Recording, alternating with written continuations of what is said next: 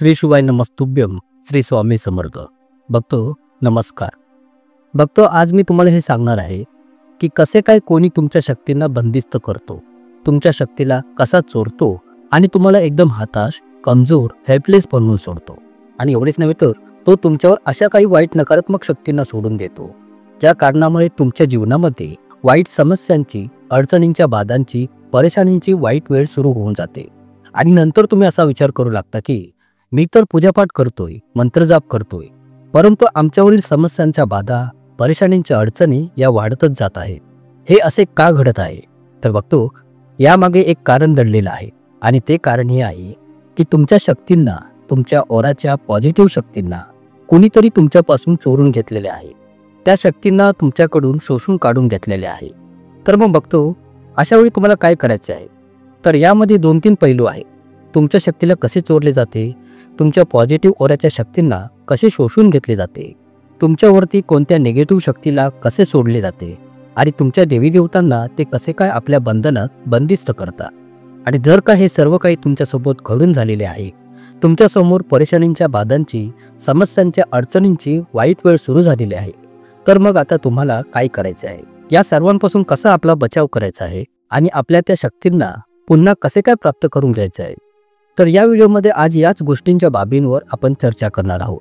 माहितीला बारकाईने लक्ष देऊ नये का? माहिती फारच सुंदर आहे.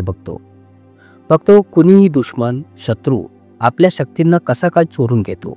तर पहा बघतो, यामध्ये आपली स्वतःची बेसावधगिरी असते, असावधानता असते, आपली स्वतःची काही कमी असते.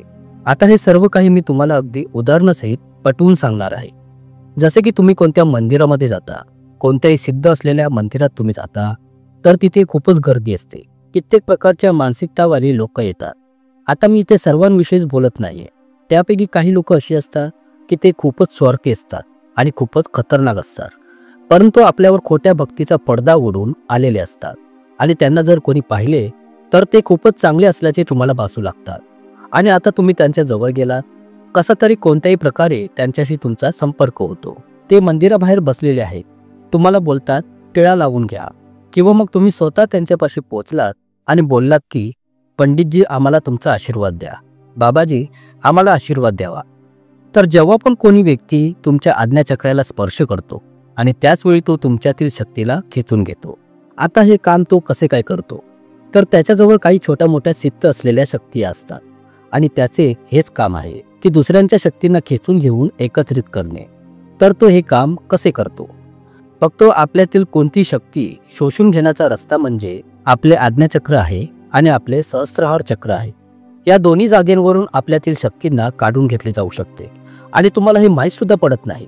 त्याने तुम्हाला टिळा लावला आणि त्या टिळाच्या निमित्ताने त्याने तुमच्या अर्जित ऊर्जेला शोषून घेतले. तुमच्या कुळदेवीला, तुमच्या पितरांना त्याने आपल्या अधिकारामध्ये घेतले आणि ते निघून गेले. कारण की तुम्ही तर त्यांचा आशीर्वाद घेण्यासाठी गेले आहात ना, आणि तुम्ही टिळा लावून घेण्यासाठीच गेलेले आहात. तर या सर्व प्रकारात त्या देवी देवतांचा काहीच दोष नाही. दोष कुणाचा आहे? दोष फक्त आणि फक्त आपलाच आहे. आणि तो व्यक्ती तर चोर आहे. तो तुमच्यातील अशा शक्तींना एकत्रित करत राहतो. मेहनत तुम्ही करता आणि फायदा मात्र तो उचलतो. तर अशा प्रकारे तुमच्या शरीरातील शक्तींना चोरले जाते. हा पहिला प्रकार आहे. बघतो आता दुसरा प्रकार. तुम्ही आशीर्वाद घेता कोणत्याही महात्मा पुरुषाकडून. दिसण्यामध्ये तो महात्मा आहे, संत पुरुषाप्रमाणे त्याची वेशभूषा त्याने धारण केलेली आहे, परंतु आतून मात्र तो खूपच कपटी मनाचा व्यक्ती आहे. तर तो करतो काय की तुम्ही त्याच्याजवळ गेलात आणि तुम्ही त्याला म्हणालात की महाराजजी मला आशीर्वाद द्यावा, आणि ज्याने की आमचे हे काम बनून जाईल. कारण की बघतो तुमच्या आतमध्ये सुद्धा लोभ आहे आणि तुम्ही आशीर्वाद घेण्यासाठी त्याच्याजवळ पोहोचलात. तो तर याचसाठी बसलेला आहे आणि त्याला तर आशीर्वाद द्यायचाच आहे आणि त्या बदल्यात तुमचे सर्व काही घ्यायचे आहे. आणि मग त्याचा आशीर्वाद काय फळ देईल याची तर भावना ना केलेलीच बरी. तो तुम्हाला कष्ट तर देऊ शकतो, परंतु त्याचसोबत तो तुमचे भले सुद्धा करू शकत नाही. तर त्याने तुमच्या डोक्यावर हात ठेवला आणि तुमच्या डोक्यावर हात ठेवताच त्याने तुमच्या ऊर्जेला खेचून घेतले, तुम्हाला बेबस करून सोडले. आणि सोबतच जेव्हा तो तुमच्या आतून त्या शक्तींना शोषून घेतो, तेव्हा तो आपल्या मनातल्या मनात विचार करतो की आज तर हा पहिल्यांदाच आला आहे माझ्याकडे, तर इथून गेल्यानंतर हा व्यक्ती पुन्हा कसा काय येईल? तर तो काय करतो की त्याच्याजवळ त्याच्या अधिकारात ठेवलेल्या कोणत्या छोट्या मोठ्या शक्तींना, जी निगेटिव्ह शक्ती असते, त्या निगेटिव्ह शक्तीचा तुमच्या आतमध्ये प्रवेश सुद्धा करून सोडतो. आणि ती शक्ती तुमच्या आतमध्ये पोचते. आणि बघतो ही निगेटिव्ह शक्ती कधी काही चांगले करत नाही. कायम तुमच्यासाठी ती तुमचा ऱ्हास कसा होईल याचाच मार्ग निवडत राहते. त्यामुळे तुमच्यासोबत आकस्मिक घटना, तुमचे अपयश, तुमचा ऱ्हास होण्यास सुरुवात होऊन जाते. तुम्ही तुमच्या मुलांनाही जर त्यांचा आशीर्वाद घेण्यासाठी घेऊन गेलात आणि जर तो व्यक्ती तुम्हाला त्याचा पक्का ग्राहक बनवू इच्छितोय, तर तो व्यक्ती तुमच्या मुलांवर आपला हात ठेवेल आणि ती निगेटिव्हिटी त्याच्यामध्ये सोडेल. बघतो असे लोक खूपच शातीर असतात या कामामध्ये. यासाठी ते साधनाही करतात आणि त्यांची ती साधना खूपच कठीण असते. हे कोणी साधारण काम नाही हे बघतो. या कामास प्रत्येक व्यक्ती कोणी करू शकत नाही, काहीच लोक करू शकतात. तर अशा प्रकारे ती शक्ती तुमच्यामध्ये, तुमच्या पत्नीमध्ये, तुमच्या मुलामध्ये ती निगेटिव्हिटी प्रवेश करून जाते. नंतर ही निगेटिव्हिटी जेव्हा तुम्ही आता पूजा करू लागाल तेव्हा याने तुमच्यातील ती जी निगेटिव्हिटी आहे ती अत्याधिक बलशाली होत जाईल, खूपच शक्तिशाली होत जाईल आणि तुमच्यासाठी भयानक अडचणींच्या मागे अडचणींच्या समस्या उभ्या करण्यात सक्षम होत जाईल. तर बघतो सांगण्याचे तात्पर्य हे की आपणास खूपच सावधान राहावे लागेल अशा लोकांपासून. कुणापाशी जाऊन आपणास आशीर्वाद घ्यायचा नाहीये. बघतो आशीर्वाद कुणाकडून घेतला जातो? ज्याला आपण फारच जवळून जाणतो, ओळखतो की तो खूपच सद्भावनावाला व्यक्ती आहे, भला व्यक्ती आहे. आणि त्याचसोबत जर तुम्हाला आशीर्वाद घ्यायचाच असेल तर आपल्या आईवडिलांकडून, आपल्या गुरूंकडून, आपल्या इष्टदेवतेकडून आशीर्वाद घ्यावा. बाकी कोणी असा व्यक्ती नाहीये ज्याला आपण आतून जाणत असू. आणि ज्याला आपण आतून जाणतच नाही तर तिथे अशी संभावना आहे की आपल्याच शक्तीला चोरली जाईल. त्यामुळे तुम्ही प्रत्येक कुणाकडून आशीर्वाद घेऊ नका. प्रत्येक कुणाकडून आपल्या पत्नीला, मुलाला आशीर्वाद घेण्यास देऊ नका.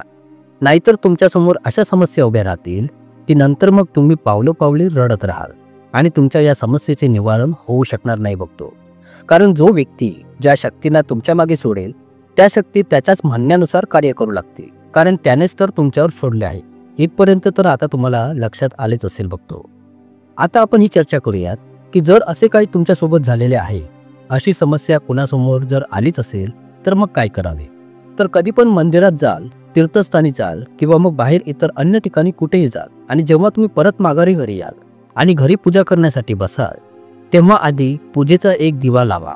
आपल्या हातात एक कापराची वडी घ्या आणि या कापरास आपल्या डोक्यावरून 7 वेळा अँटी क्लॉकवाईज म्हणजेच घड्याळाच्या उलट्या दिशेने 7 वेळा याचा आपल्या अंगावरून उतारा करून घ्या आणि आपल्या पूजेच्या स्थानी त्याला छोट्याशा मातीच्या पंतीत अथवा शेणाच्या तुकड्यावर त्यास जळवा आणि आपल्या इष्टदेवतेपाशी अशी प्रार्थना करा की जी पण निगेटिव्हिटी माझ्यासोबत आलेली आहे तिला या कापरामध्ये अवतरित कर आणि तुमच्यावरील ती निगेटिव्हिटी त्या कापुरामध्ये येईल आणि तुम्ही त्या कापराला पेटवून जळवून राख करा. बघतो असे तुम्ही निरंतर 3 दिवस करत राहा आणि वारंवार असे 3 दिवस केल्याच्या नंतर तुम्ही हे निश्चिंत होऊन समजून जा की ती जी काही तुमची निगेटिव्हिटी आहे, जी त्याने तुमच्यावर पाठवलेली आहे, ती समाप्त होऊन जाईल, ती समूळ नष्ट होऊन जाईल. जर तुमच्या मुलांवरही अशी काही समस्या आहे तर आपल्या मुलांच्या भल्यासाठी तुम्ही हेच काम करा, आपल्या पत्नीसाठी तुम्ही हेच काम करा. पहा बघतो कायम तुम्ही अशा गोष्टींच्या बाबींना गुपित ठेवा. तुम्ही जी पण पूजापाठ करता, भजन करता, ज्या पण मंत्रांचा जप करता यांनाही गुपितच ठेवा. आणि एवढेच नव्हे तर मंत्र जप करताना आपल्या जपमाळेलाही गुप्त ठेवण्याचे सांगण्यात आलेले आहे. त्यामुळे हिला कापडी गोमुखी पिशवीत घालूनच जप केला जातो. याच्या मागे हेच मुख्य रहस्य आहे की तुमच्या पूजापाठ साधनेतून उत्पन्न होणारी ऊर्जा कुठे इतरत्र पसरू नये, कोणी तुमच्या या ऊर्जेला चोरू नये, पाहू नये. इथपर्यंत तुम्हाला आता समजलेच असेल. बघतो आता तुम्ही एवढे काम केलात की तुम्ही आपल्या मुलांच्या प्रती, आपल्या पत्नीच्या प्रती आणि स्वतःप्रती महत्त्वपूर्ण कर्तव्य पार पाडा. आणि यांना तुम्ही असेच कुठे कुणा मंत्रिकापाशी, भगताजवळ, साधू संतांजवळ अगदी सहज असेच कुठे घेऊन जाऊ नका. जोपर्यंत काही खास व विशेष समस्या नसेल तोपर्यंत तुम्ही जाऊ नये. आपल्यापैकी बरीचशी लोक अशा ठिकाणांच्या जागी जातात आणि ते बरे तर होत नाहीतच, परंतु उलट अजून एक नवीन समस्या, रोग व आजार घेऊन येतात आणि पुढे तुम्ही अशा ढोंगी व्यक्तींचे कायमस्वरूपीचे एक ग्राहक बनून जाता. आणि त्यांचे तर हेच काम आहे. बघतो असे सर्वत्र नसत नाही, असे मी सर्वांसाठी बोलत नाहीये, परंतु काही लोक वाईट प्रवृत्तीचे असतात आणि ते असे नक्कीच करतात आणि पुढे जाऊन त्यांनाही त्यांच्या या कर्माची शिक्षा ही मिळतेच मिळते. परंतु तुम्ही मात्र नक्कीच परेशानीत येता, ही शक्यता नाकारता येत नाही. बघतो त्यामुळे आपली सुरक्षा स्वतः करा आणि आपल्या मर्यादेची पाळणूक करा. आशा करतो तुम्हाला ही माहिती नक्कीच आवडली असेल. खूप खूप धन्यवाद.